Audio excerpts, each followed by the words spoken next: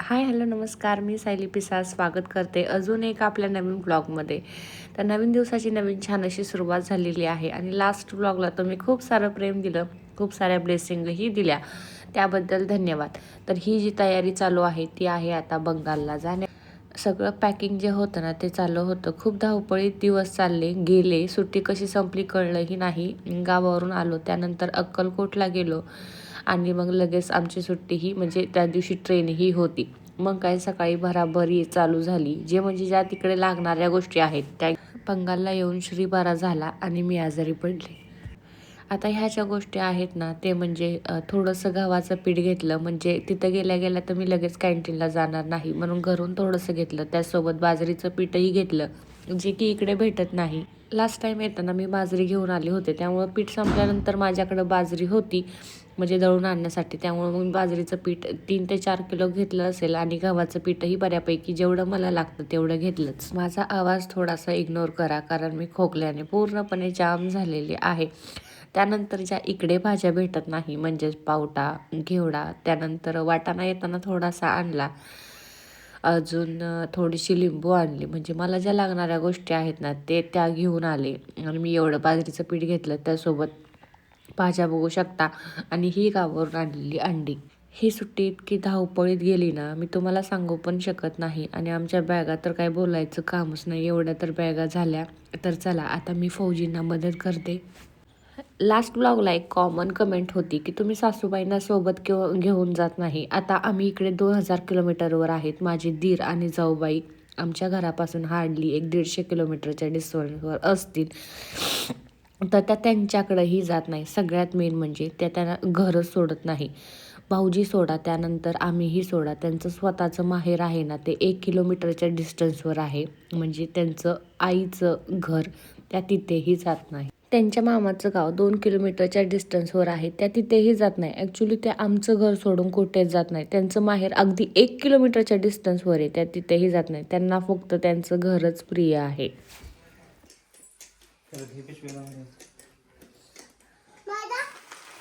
तुझा बॅग कुठं आहे?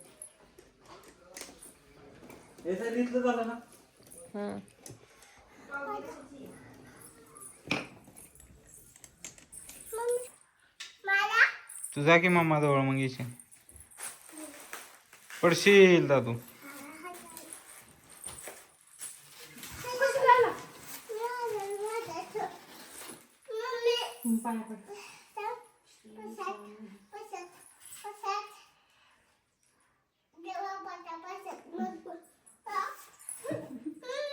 आईच्या पाया पड चल. स्वामींचा आशीर्वाद घेऊन प्रवासाला सुरुवात झाली. आणि ही जी पॅकिंग आहे ना ती आम्ही ऑफरची थोडीशी प्री तयारी करून ठेवली होती, जेणेकरून लोड यायला नको. काठी दे, तू काठी दे.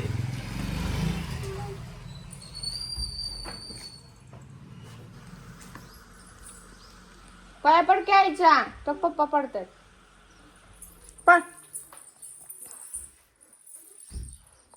ओके उठा, मोठे व्हा पटापट. रांगा मोठे व्हा.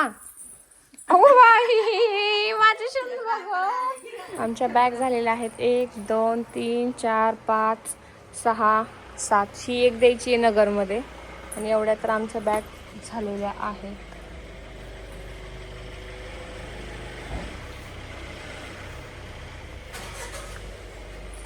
दरवेळेस जाताना ठरवतो कमी पॅक करायच्या, पण येण्यापेक्षा जातानाच बॅग जास्त होतात. एका बॅगमध्ये तर पूर्णपणे श्रीचं सामान आहे, छोट्या बॅगमध्ये. मोठ्या बॅगमध्ये आमच्या दोघांचं आहे, कारण ते ड्युटीवरून डायरेक्ट इकडं चालतं. एका बॅगमध्ये आहे सामान, ते म्हणजेच तांदूळ, पिठं वगैरे, त्यानंतर अंडी. तांदूळ म्हणजे मी इंद्रायणी तांदूळ थोडंसं घेऊन चाललेलं आहे. एका बॅगमध्ये आहे बॉटल्स, आणि त्यानंतर एका बॅगमध्ये आहे त्याचं खायचं सामान, सॅकमध्येही खायचं सामान, आणि त्यांच्या सॅकमध्ये त्याला लागणाऱ्या ज्या वर लागणाऱ्या गोष्टी आहेत ना त्या. नाही म्हणता म्हणता आमच्याकडे एवढं सामान झालंय. जेव्हा आमचं पोस्टिंग आउट होईल ना तेव्हा आम्हाला मोठी गाडीच करावी लागणार आहे.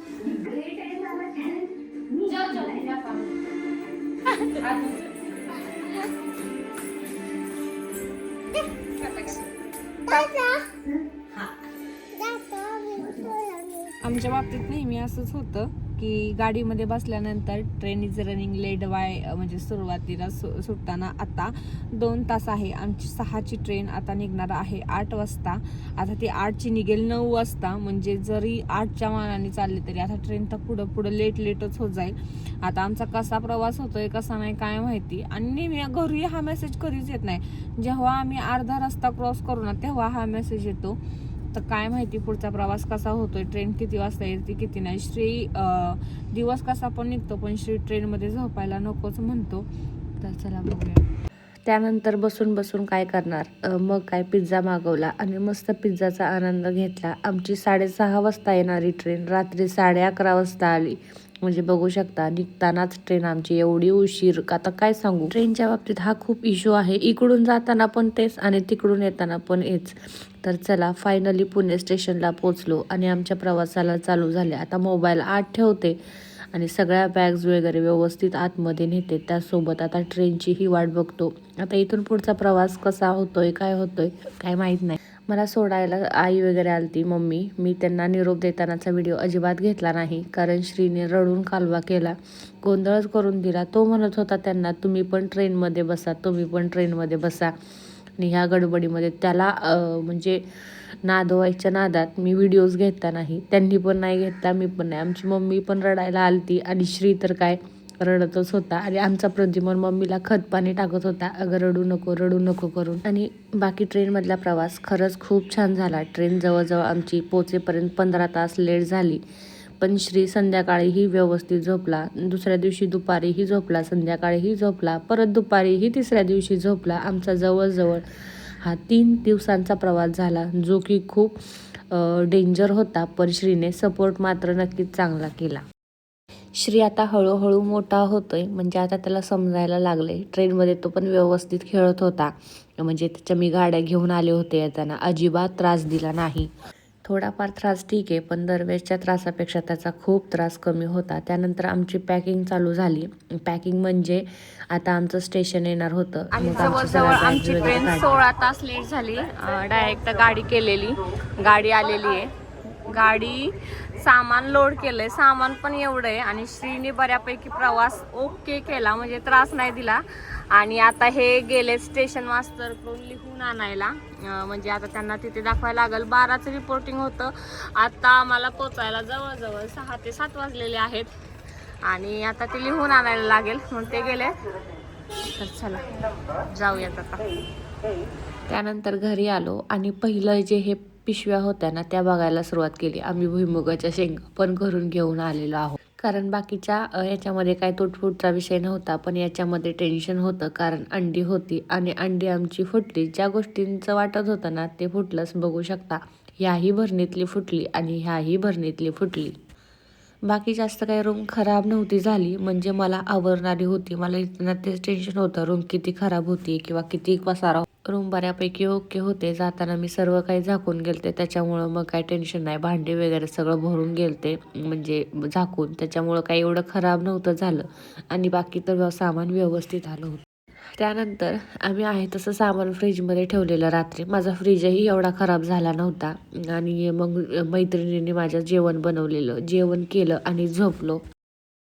आल्या श्रीला काकाकडे सोडलं आणि मग घर झाडून घेतलं. थोडीशी फरशी पुसून घेतली कारण फरशीवर बऱ्यापैकी धूळ आली होती. त्यामुळे सगळं चिखल वाटत होता. पाय ओले झाले की डाग उठत होते. आणि तोपर्यंत बाकी यांनी सामान हे केलं, म्हणजे बॅगमधलं खाली केलं. घर आवरायला अजिबात जास्त वेळ लागला नाही, म्हणजे बऱ्यापैकी माझं आवरून झालं. आणि मैत्रिणींनी जेवण बनवलं होतं त्यामुळे जेवणाचं काही टेन्शन नव्हतं. आणि बाकी किचन पण जास्त काही खराब झालं नव्हतं. मी आहे तसं रात्री हे सगळं ठेवून दिलं आणि दुसऱ्या दिवशी आता साफसफाई करायला सुरुवात केली. आता मला मागं एकदा कमेंट आलं, त्या फ्रीज पूर्णपणे ऑफ ठेवत जा, हे करत जा ते करत जा. असो ती तुमची माझ्याप्रती असलेली काळजी आहे. आणि पटपट कामाला लागले. श्री झोपलेला आहे तोपर्यंत मला फ्रीज साफ करायचं आहे, किचन साफ करायचं आहे, टॉयलेट बाथरूम साफ करायचं आहे, बाल्कनीही साफ करायची आहे. तो झोपेपर्यंत एवढ्या मेन गोष्टी करायच्या आहेत. जेणेकरून पाणी हा विषय त्याला दिसायलाच नको. पाणी दिसलं की मग तो पाण्यात आला. आणि सर्दी म्हणजे एकदम त्याच्या जिव्हाळ्याचा विषय आहे, जो की त्याला सोडायला अजिबात तयार नसतो. तर फायनली माझा सगळा फ्रीज साफ झालेला आहे. सगळंच म्हणजे मी जे ठरवलेलं होतं ना ते सगळं काम झालं. असो, त्यानंतर ही घरून आणलेली अंडी, त्यासोबत ह्या काही भाज्या, मिरच्या वगैरे, त्यानंतर टरबूज हे आम्ही घरून आणलेलं. म्हणजे बघा आम्ही काय काय घरून घेऊन आलो. आणि त्यानंतर इथे भाज्या ठेवल्या आणि इकडचे बाकीचे जे रॅक्स आहेत ते खालीच आहेत. लिंबू वगैरे, अद्रक ह्या त्या गोष्टी ठेवल्या. आता मला बाकीचं घर साफ करायचं आहे. मी काही जास्त मोठा व्हिडिओ घेत बसणार नाही आहे, कारण मला पटपट सगळं श्री उठायच्या आतमध्ये आवरायचं आहे. तर आजचा व्हिडिओ कसा वाटला कमेंट करून नक्की सांगा. असंच आपल्या चॅनलला कनेक्ट राहा. खूप सारं प्रेम द्या, खूप सारे आशीर्वाद द्या. आणि हो, भेटूयात अशाच एका नवीन पुढच्या ब्लॉगमध्ये. तोपर्यंत बाय बाय आणि हो, काळजी.